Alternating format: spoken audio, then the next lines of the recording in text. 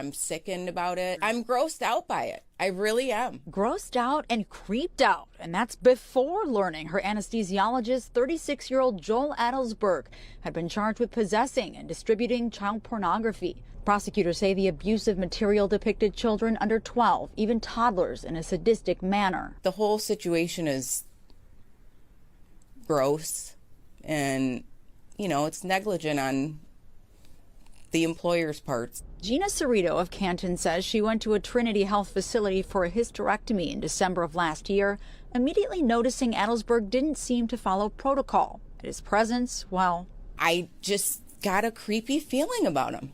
And as soon as my son came, when I was waking up, one of the first things I said to him was, that anesthesiologist was weird. Weird doesn't mean criminal, of course, but then with a quick Google search and later seeing this story on Local 4, Cerrito appalled to learn that Adelsberg had still been practicing medicine up until earlier this month, despite an indictment filed against him in August of 2024.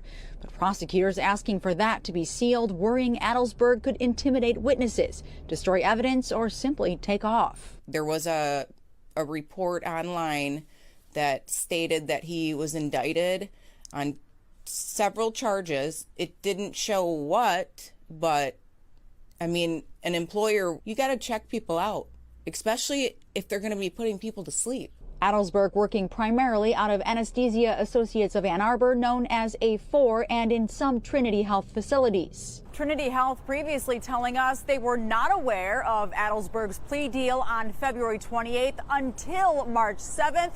Because he didn't tell them as required by the court. Trinity added, quote, his medical staff privileges were terminated the same day. He's not going to forthcomingly say that.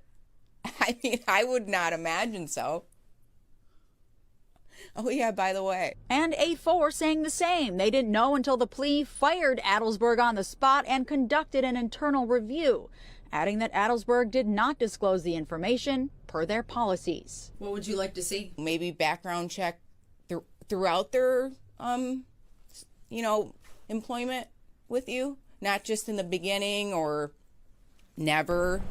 Right now, Adelsberg is set to be sentenced on June 25th, and prosecutors say he must register as a sex offender. Cerrito says she's considering legal action, but we did hear from one of his previous employers just this afternoon, right before this story aired.